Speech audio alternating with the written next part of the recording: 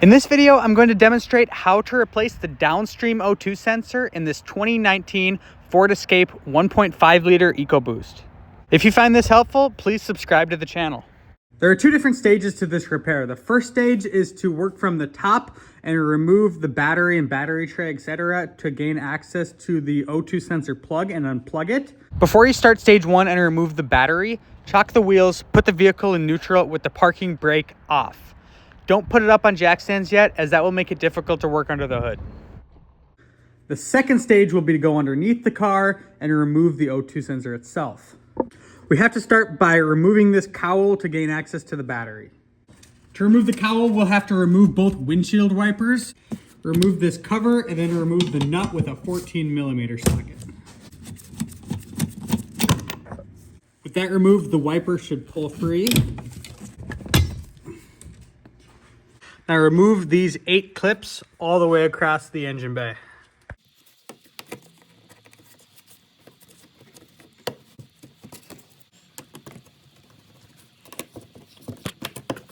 Now this top part of the cowl should lift up on the front and it'll pull out on the back. What you're doing on this side is pulling that cowl out of these slots. And these are the plastic clips that go into those slots. Now using a T25, remove the 2 screws holding the brake reservoir to the cowl.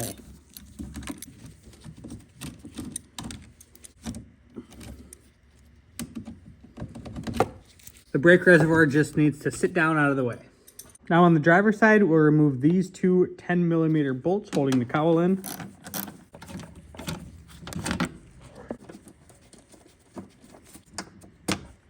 And on the passenger side, we've also got 2 10mm bolts. At this point, the cowl should be able to slide right out. Now remove the battery cover, and with a 10mm socket, loosen the negative battery terminal. Once that's loose, you can disconnect the battery just by pulling up on the terminal and move the terminal out of the way.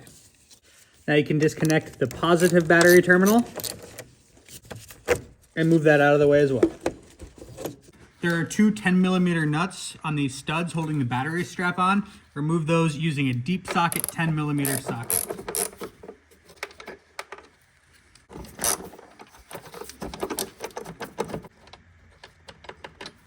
Now you can pull the battery strap right off. Now go ahead and pull the battery out by tilting it up backward toward the back of the vehicle. Sliding it out. Inside the battery tray, there are 3 10mm bolts. These will be easiest to remove if you have a long extension.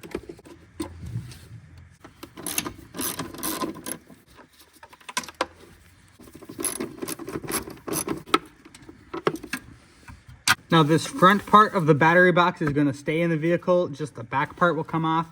This can be a little tricky to get out, but these tabs here, you need to push them down out of the way. On this side, push that down out of the way. And then if you lift up on this front part enough, you should be able to disconnect it from the bottom and the rest of the battery box. Now on the side of the battery box, remove this T25 that is holding this bracket onto the box.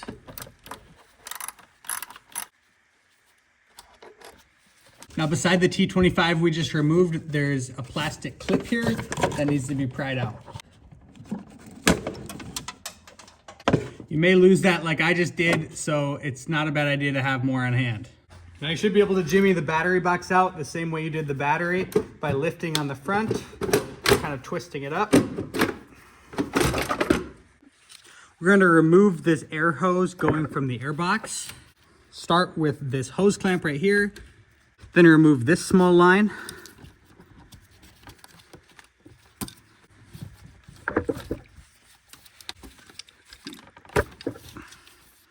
And then the second hose clamp closer to the airbox. Now go ahead and pull this side of the hose off of the airbox.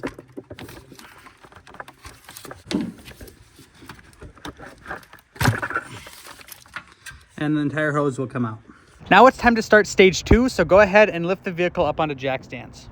Now underneath the vehicle, using a T30, remove the smaller of these two fabric covers.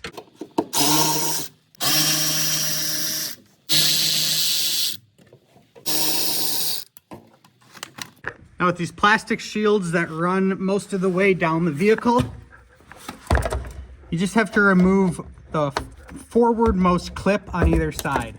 You could remove the whole shield, but you'll be able to just pull this enough out of the way by just removing the front clip.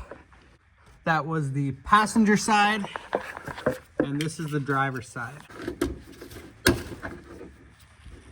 We have the Downstream O2 sensor in sight, but first we have to remove this cross member, taking off these two nuts that are on studs.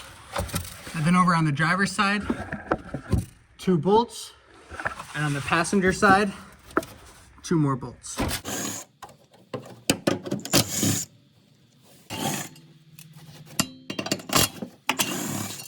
Now the whole cross member can be taken out. Now because we have the vehicle up on jack stands and put it in neutral before we started, we're able to spin the drive shaft. Now I've marked the drive shaft with some red paint, so when I put it back together, I can put it in the same orientation. Now using a T40 and some extensions, I can remove each of the drive shaft bolts.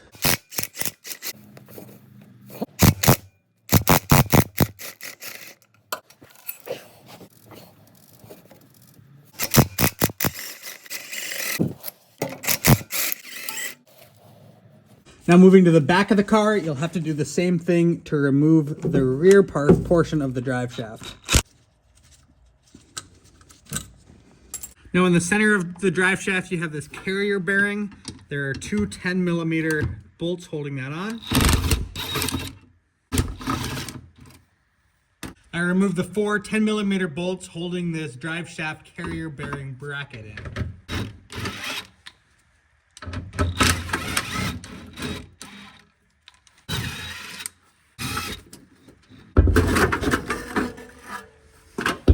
Just behind that, there is one more bracket that needs to be removed.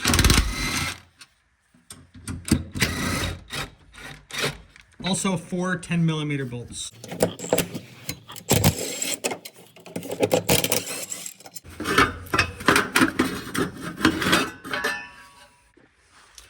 Drop the rear part of the drive shaft out and then slide the entire thing back toward the back of the vehicle.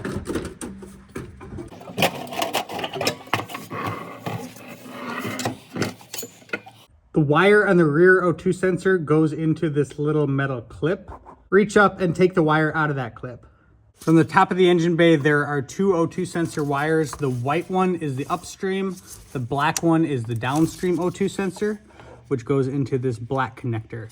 The upstream goes into this red connector.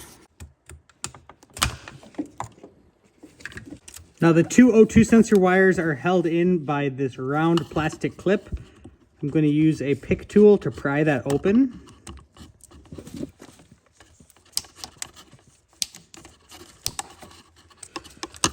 And I can remove the black wire. And there's another one a little bit further down. Now I'm going to use the old wire to snake the new O2 sensor through by taping them together with some electrical tape. And just to make sure I don't pull it too far when I snake it through from the bottom, I'm going to temporarily tape it onto this wiring harness here. Down below, I'm going to reach up and pull the wire.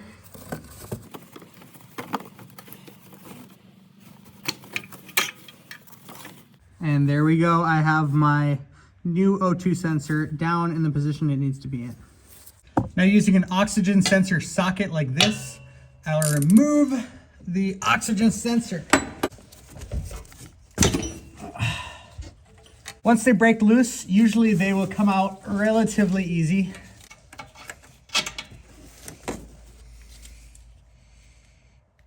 I'm going to take the cap off my new oxygen sensor and thread it in. It's important that I haven't connected any wires up top yet, because this wire is going to have to untwist. You kind of have to fight the wire as you go. You You may even have to go up top and spin it a little bit.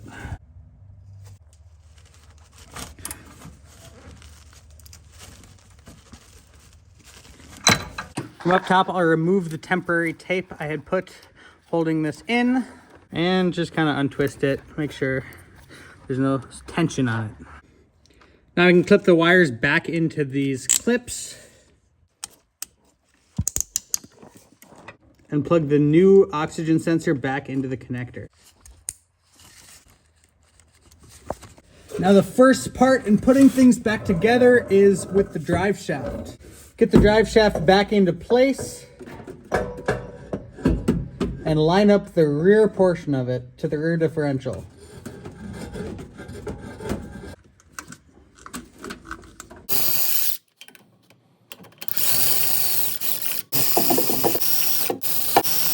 Now reinstall the bracket for the center support bearing.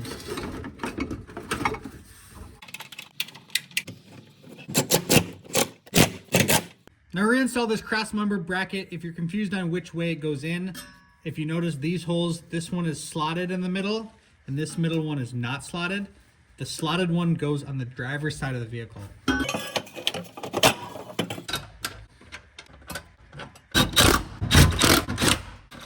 Now the two short 10mm bolts can be reinstalled to hold the carrier bearing to this bracket. Now the front part of the drive shaft can be mounted to the transmission.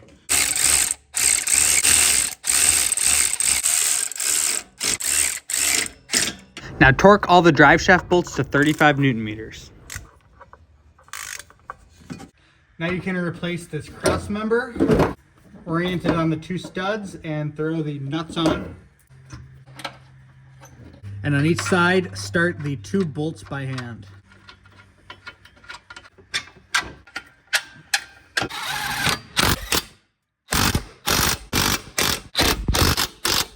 Now replace the plastic clips that you took out of the black plastic cover. You may have to buy new ones of these. Mine worked. Now put the fabric shield back in place.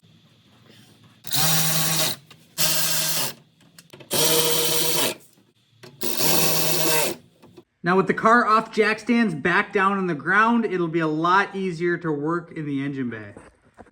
We'll need to reinstall this air tube. Put it first on the intake and then second on the air box. And tighten up both hose clamps. Now reinstall this vacuum line by sliding it over the nipple and dragging the hose clamp over. You're ready to slide the battery box back in the same way it came out. Position this plastic bracket back on the side of the battery box and reinstall the T25 screw. And in the hole closest to the firewall, reinstall the plastic rivet. Next, you'll have to reinstall the front portion of this battery box. Take note that there is a tab on the bottom that goes into that slot, and then these slots go in on this side and that side. So you have to lift it up and start it in with the bottom.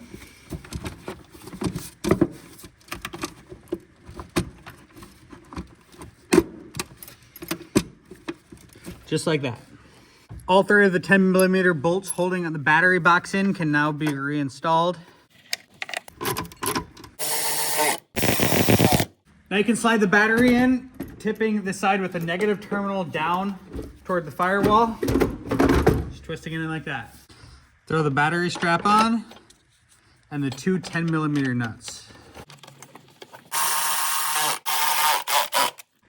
Now get the positive battery terminal on there and tighten it down with a 10mm. Now the negative terminal will come right over the top of the battery, just like that. Now tighten the negative terminal down.